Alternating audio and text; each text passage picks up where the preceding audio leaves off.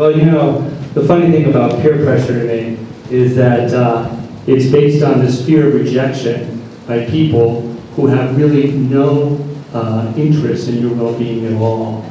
You know, you're like, I wonder if these assholes who are making me do all this crazy shit are going to accept me. What if they don't? What then? Well, then you'll be free of the assholes.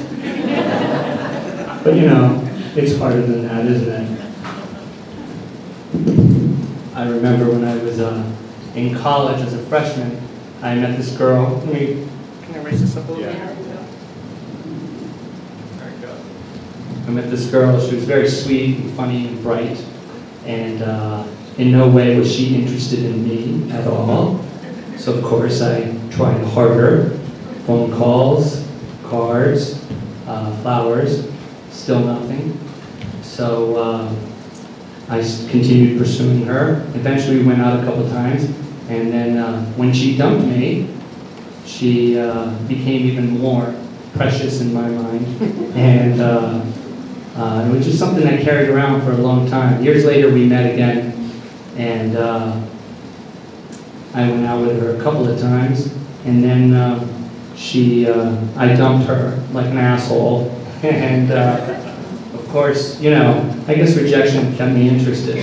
That same semester I joined a fraternity, and I joined the frat because I felt a bond with these guys. You know, none of them had gone through Rush with the intention of joining a fraternity. They just sort of ended up there. So I decided I would join as well.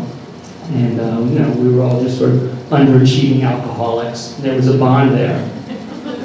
And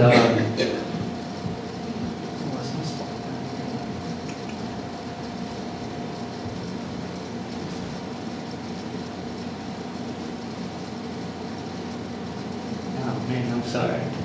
So anyway, so I joined the frat, and the thing you should know about a frat is that if you're the pledge is a person who's looking to join a frat, and an active is a full-fledged member of the fraternity. The pledged active process takes about a semester, and during the course of the semester, the pledge educator teaches you the history of the frat and the Greek alphabet, that kind of stuff. And they have these periodic rituals where they test you on your knowledge, and those rituals build up to Hell Week. Hell Week I won't go into, but suffice to say it's pretty much what you'd expect from a bunch of guys with no adult guidance. And it wasn't Lord of the Flies, but it wasn't a whole lot better than that. The rituals would kind of follow the same format every week. It was pretty consistent. They would ask me to stay in my room on a certain night, and then sometime in the course of the evening they would come in and they would ask me to put on a pillowcase. And I'd put it on, and I'd put my hand on their shoulder, and I'd follow them out into the hallway where they would organize all the pledges with pillowcases on their shoulder, on their heads. And we would walk out into the courtyard, usually it was in the courtyard, and they would ask us questions about the fraternity and all that sort of stuff. So let me do this for you. Bear with me here.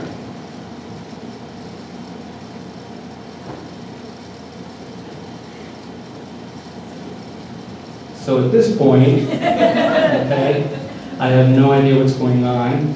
I can't see anything, you know. They would always turn the lights out in the frat and make it kind of dark, and they would speak in whispers, so you really couldn't put things together at all. You get really nervous, and so you start tapping the guy next to you, and he taps you back. And there's no communication there, but you know, he's there, and you're not alone. And they lead us out into the courtyard, and they would do it in the courtyard because they would put the cars out there, and they'd shine these bright lights in your face, and they would stand behind there, and they told me to take off my pillowcase, and then they'd ask me the questions, and somehow I managed to survive. And then one night, we didn't do the usual lineup. Instead, we were led into the living room, and we were put in a really tight circle, so our shoulders were all touching. And then behind me, I could sense a lot of people there. And that was really unnerving. So I started tapping my neighbors. They would tap me back. And then the pledge master spoke in the middle of the circle, and he said, tonight's the night when we decide who's in the fraternity and who's not. I'm going to go around, and I'm going to tap you on the shoulder. That means you're in. Take one step backward. If I don't tap you on the shoulder, no hard feelings. I hope you got something out of this program, and we'll help you move out. I know it's harsh, but this is our tradition. And then you went around, touching shoulders randomly. And now I'm terrified, so I start tapping the guys. They tap me back. And then I feel the guy on my left take a step back and leave me. So I start tapping the guy on the right. He taps me back.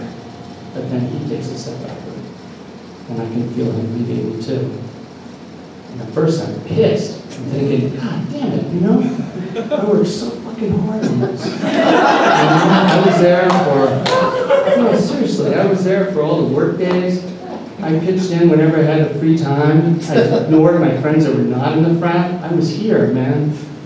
And then I thought, wait a minute, you know what? They're doing this randomly. He'll come back and get me. But of course he didn't. And he said, well, that's it. As I said before, no hard feelings. You can take off your pillowcase. For a minute, I didn't want to take it off because I knew at that moment I was the only one that had been rejected.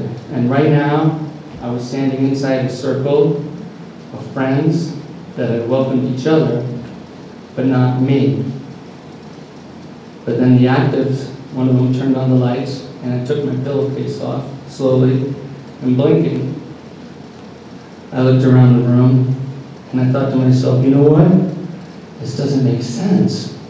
Everybody else is kind of blinking and looking devastated. And it took me a while to kind of figure this out. But what they had done is they had rigged the game. Every other person in the circle was inactive. And even when they came up and laughing and passing out beers and telling us how scared everybody else was, I couldn't quite put it together. But then after a while, we were all drunk and laughing, and I got all brave like that and told them that I didn't know it was bullshit the whole time. A couple of years later, a member of the U of A football team pledged the frat. His name was Eric something, big guy, a lineman. And this was a real coup for the frat, you know, a bunch of drunk slackers receiving the endorsement of a guy who sort of, you know, really dedicated himself and worked hard to be successful at something. And in any case, I wasn't there when he went through it, but apparently he was pretty shaken up. Stood there for a while, stared, and then walked out, left, never came back. And in my head, I kind of imagined that for him, you know, the idea that the loyalty, the idea of loyalty that was supposed to be at the center of this was not a game for him. I mean, football's a game, but the idea that he would give and take loyalty as a practical joke or use a threat of rejection to control people was offensive to him. But I don't know, that's just me projecting. In any case, the whole thing might just be the long way around the old Groucho Marx conundrum that I would never belong to a club that would have me as a member.